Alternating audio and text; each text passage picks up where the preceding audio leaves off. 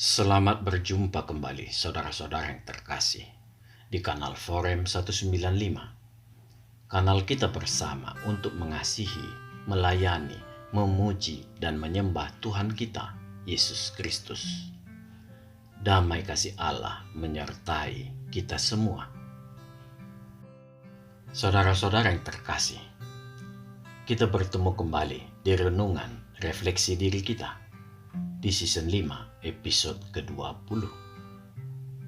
Di video ini saya sangat ingin mengajak seluruh umat Kristiani untuk berdoa dengan setulus hati kepada Tuhan kita, agar Tuhan berkenan melihat umat yang juga ciptaannya yang kebetulan menganut agama jimat, agar Tuhan berbelas kasihan kepada mereka yang mana saat ini mereka berada pada posisi puncak kegamangannya dalam beragama. Marilah, sebelum memulai renungan kita terlebih dahulu berdoa. Ya Allah, hamba-Mu dan setiap orang yang tergugah melihat kondisi umat yang sedemikian sering menghujat Engkau dan anak-Mu, Yesus Kristus. Bersama-sama bersujud di hadapan-Mu, ya Tuhan, agar Engkau mau melawat mereka dari kondisi yang sangat membingungkan bagi mereka, ya Tuhan. Kegentaran hati kami sedemikian besarnya, dikarenakan inilah puncak kengerian di mata kami, di mana seorang manusia berdosa sekarang disamakan dengan Engkau. Ya Allah, limpahkanlah kasih karunia-Mu agar ajaran ini tidak diikuti umat yang polos, karena itu hanya berarti kematian kekal bagi mereka. Kasihanilah mereka ya Allah, karena banyak dari mereka yang tidak mengerti apa-apa.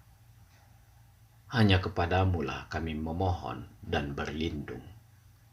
Di dalam nama Tuhan Yesus Kristus kami berdoa. Amin. Saudara-saudara yang terkasih, saya sangat yakin banyak saudara yang sudah mendengar begitu banyak kanal-kanal para pemuka agama jimat yang membuat doktrin baru, yang mana mereka memunculkan istilah kopi saset, yaitu 3 in 1, untuk mengimbangi Trinitas Allah orang Kristen. Sejujurnya, bila mereka hanya menghina kekristenan melalui mengolok-olok ketuhanan Yesus Kristus, mengatakan Alkitab palsu, Tuhan kok beranak, Tuhan kok dilahirkan, Tuhan kok disunat, siapa bidannya, siapa mantri sunatnya, dan banyak lainnya lagi, saya tidak terlalu miris berlebihan. Hal itu hanya dilakukan orang-orang yang baru melek huruf di HP-nya, dan tidak akan mau dilakukan oleh orang yang mengerti isi kitab sucinya, karena mereka tahu ada masalah besar di dalam kitab sucinya sendiri. Dan mereka tidak ingin terjebak pada situasi yang semakin menyulitkan mereka. Mereka membutuhkan ruang yang lebih untuk belajar memahami dengan hati nuraninya yang bersih. Tetapi akhir-akhir ini saya cukup terkejut dikarenakan kemunculan doktrin baru yang ternyata lebih cepat dari perhitungan saya, yaitu doktrin yang mengajarkan Nabi Kutim adalah Allah yang kelihatan bagi mereka. Dampak bagi umat yang polos akan sangat mengerikan. Hal ini bisa saya bayangkan bila doktrin ini mulai diikuti. Mereka bukan lagi umat yang polos, melainkan sudah menjadi bagian antikristus karena turut menyembahnya. Saudara-saudara yang terkasih, bila saudara sering mengikuti video saya di season 3 dengan topik video CIK atau Tanya Jawab Iman Kristen, maka saudara semua dapat mengenali tokoh yang bernama Kutim ini. Dia merupakan nabi dari umat agama Jimat yang memperoleh wahyu yang langsung jatuh dari sorga, berbahasa sorga, dan menjadi kitab suci al-langit yang sangat dimuliakan umat Kutim. Melihat bahasa sorga adalah bahasa al-langit, maka banyak umat ini sebenarnya tidak mampu mengikuti ajaran yang ada di dalamnya. Mereka kebanyakan adalah umat yang memperoleh tradisi agama dari warisan orang tuanya.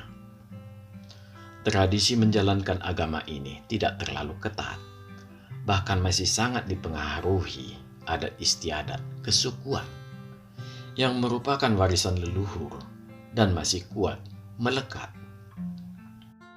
Ketidakpahaman mereka atas isi al-langit membuat Indonesia masih relatif tenang.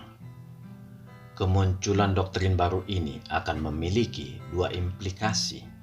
Yang pertama, mendapat penolakan yang luar biasa dari umat Jimat dan menimbulkan kegoncangan. Yang kedua, dianggap angin lalu oleh umat agama Jimat. Kemungkinan terjadinya yang kedua ini cukup besar, mengingat umat ini sebenarnya tidak peduli pada keselamatan kekal diri mereka sendiri. Ini sangat terlihat dari ketidakpedulian mereka untuk mencari tahu tentang isi kitab suci dan Tuhannya. Mereka hanya memiliki prinsip yang sadar tidak sadar sudah tertanam di dalam sanubarinya, sebagaimana diajarkan kepada mereka, yaitu membenci dan menggoyang keimanan umat Kristen. Suatu perbuatan yang sia-sia, karena umat Kristen sangat mengenal isi kitab suci dan Tuhannya. Yang terjadi adalah sebaliknya. Umat Kristen semakin mengasihi umat Jimat dikarenakan paham pengaruh sesat yang menguasai mereka, sehingga merubah gambar atau citra Allah yang sebenarnya.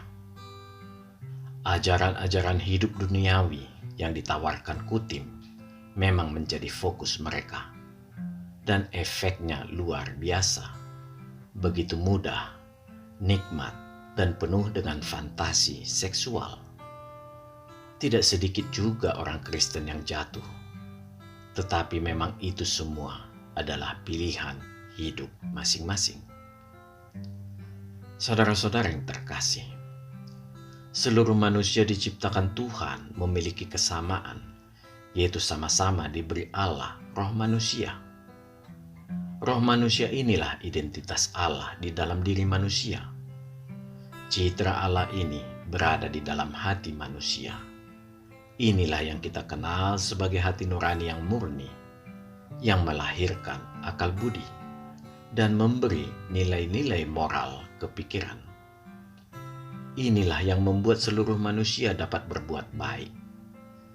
Jadi, bukan dikarenakan keberadaan Allah secara langsung di dalam diri manusia, melainkan dikarenakan keberadaan citra atau gambar Allah di dalam seluruh ciptaan Tuhan. Citra Allah inilah yang memantulkan cahaya gilang gemilang Allah dari seluruh ciptaannya. Keberadaan hati nurani yang murni inilah yang memampukan manusia untuk menolak dosa. Kenyataannya, manusia memilih jalan dosa, dan roh manusia ini terdesak ke pojok hati. Sinarnya meredup, tetapi tidak pernah mati. Roh manusia ini akan kembali ke Allah setelah manusia mati.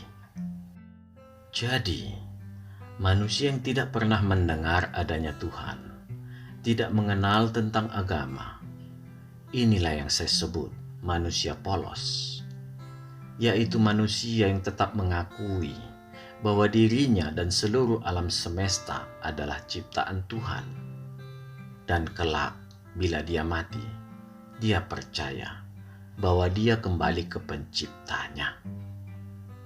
Saudara-saudara yang dikasihi Tuhan, kalau saya mengatakan bahwa manusia polos ini sangat banyak di umat Kutim, rasanya tidak berlebihan, dikarenakan mereka dalam melakukan ritual agama kebanyakan hanya menghafal dan melakukan ritual tanpa mengerti. Sekarang, dengan kemunculan doktrin baru yang mengangkat Kutim adalah Allah mereka, tanpa ada sanggahan sedikit pun, membuat saya khawatir. Kepolosan itu menjadi tidak berarti lagi, dikarenakan sudah menyembah kepada manusia yang penuh dengan dosa, yang diangkat menjadi Allah. Saya sangat mengasihi umat Kutim, dikarenakan saya dan mereka sama-sama memiliki gambar Allah. Dalam hal keselamatan, sejujurnya saya lebih banyak menyerahkan kepada Allah bila melihat berdasarkan tingkat kepolosan umat. Karena hanya Allah yang dapat menilai setiap hati, sejauh apa yang diajarkan Kutim mempengaruhi dirinya. Tetapi sekarang, ketika mereka menyembah Kutim dengan mengatakannya sebagai Allah, saya hanya memohon kepada Allah agar menunjukkan jalan yang lurus, jalan yang benar itu bagi mereka. Karena mereka sudah berada di jalur murka Tuhan. Karena dosa itulah yang tidak terampuni. Saudara-saudara yang dikasihi Tuhan, memanglah bila kita mendalami al-langit, maka kita akan menemukan kengerian tersendiri di dalamnya. Sekalipun mereka menghina-hina Alkitab, tetaplah Alkitab tidak bisa dan tidak pantas disandingkan dengan al-langit, kitab suci agama jimat itu. Ajaran al-langit adalah jalan kehidupan duniawi, yang mana di dunia ini mereka diarahkan untuk memuaskan segala hawa nafsunya.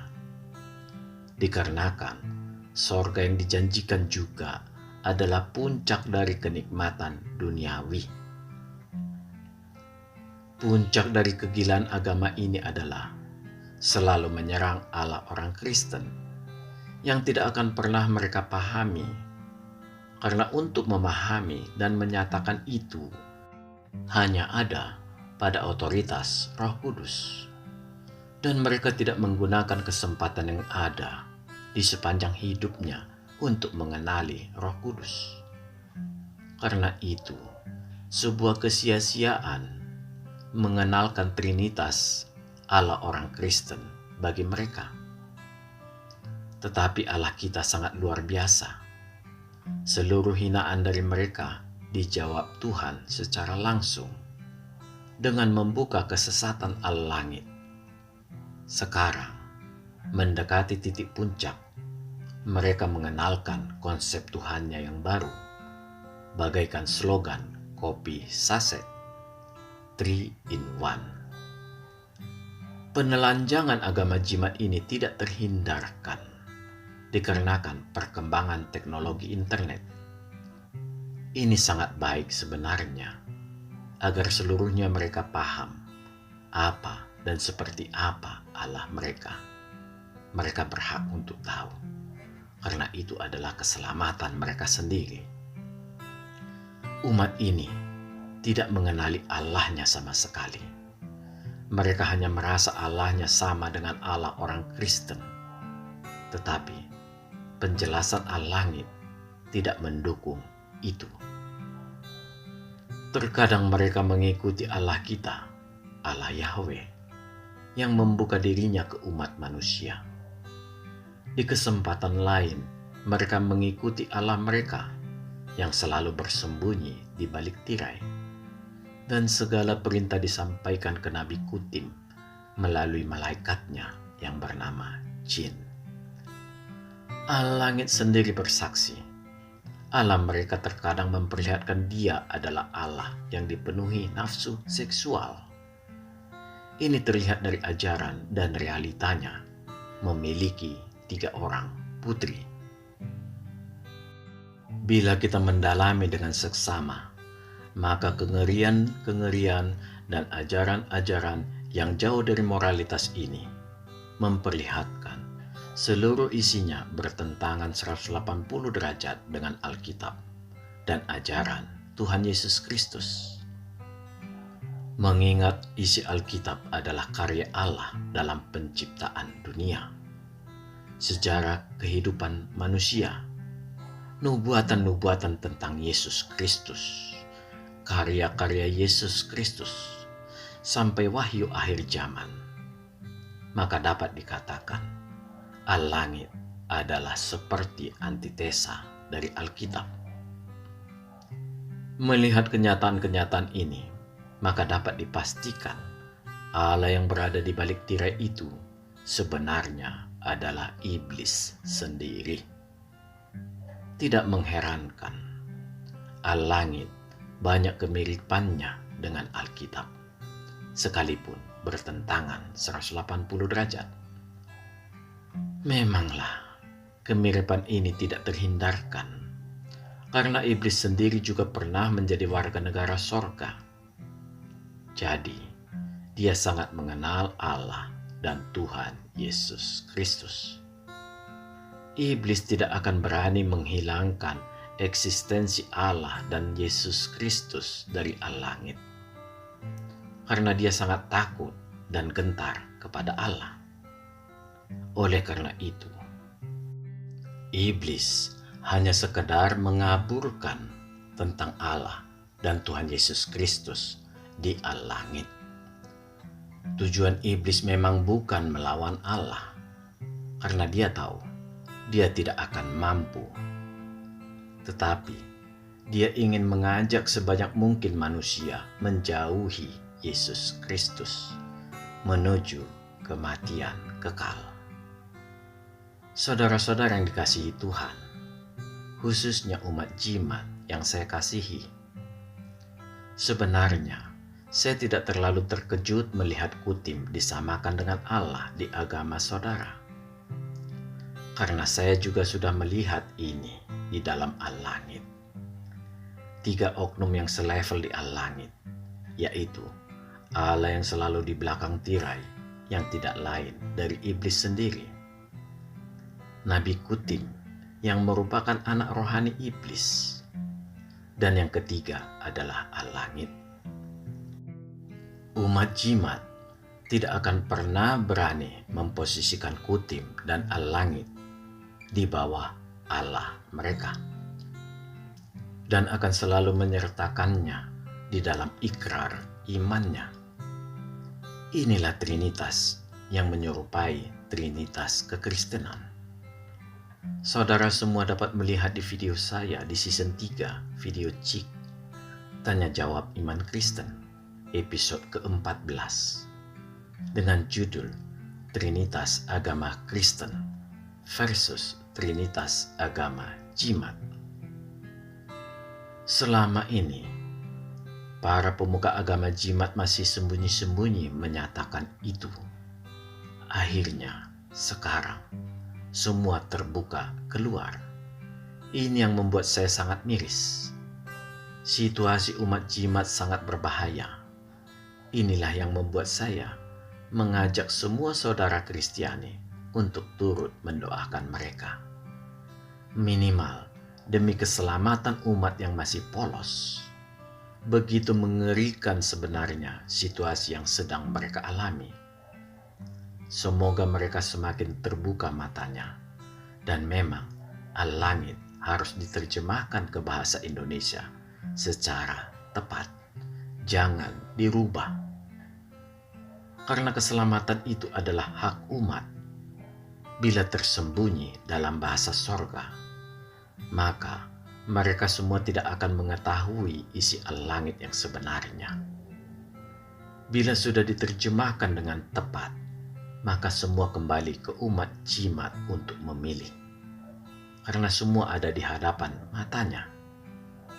Apakah meneruskan hidup di bawah trinitas agama jimat, atau menerima jalan keselamatan dari Tuhan Yesus Kristus?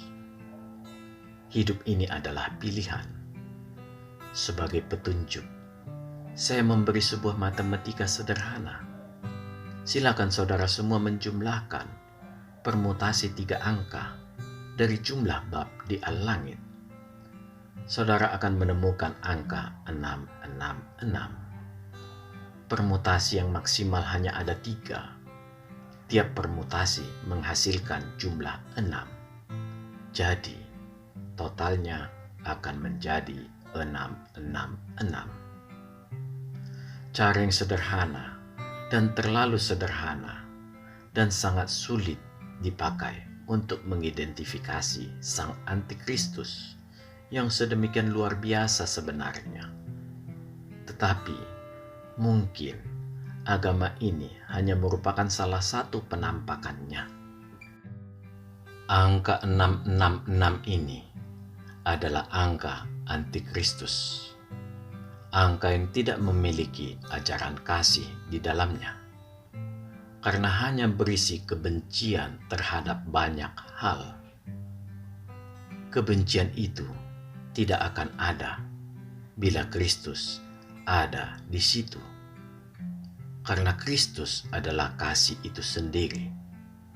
Itulah karakter utama Allah. Amin. Tuhan memberkati. Marilah kita berdoa. Ya Tuhan kami sudah melihat siapa sebenarnya yang berada di belakang trinitas agama jimat. Begitu mengerikan ya Tuhan yang dihadapi saudara-saudara kami. Ajarilah mereka ya Tuhan, limpahkanlah kasih-Mu kepada mereka dan selamatkanlah mereka. Terima kasih ya Tuhan.